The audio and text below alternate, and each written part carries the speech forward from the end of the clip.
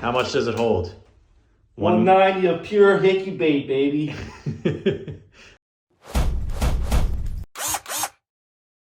Mikey Plum's here installing the ceiling brace and box kit. So whatever they had up there before was junk, and I want to put a ceiling fan in. So it's basically an old work ceiling fan box. We put it up here in here, and if Rich takes a look, you can see the bar up in here where we attach our box to that I just put in there. And what it does, if you see on the sides, it expands and it pierces into the ceiling joist. And then they have these two toggles for extra precaution. But we got nice and tight up in there, and we're gonna test the strength.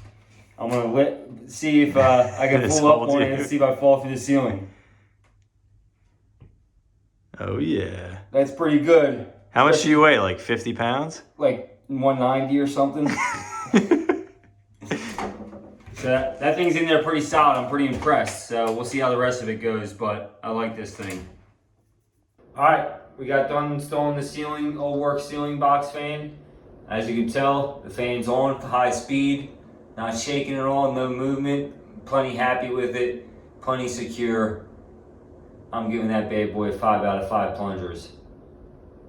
Nice.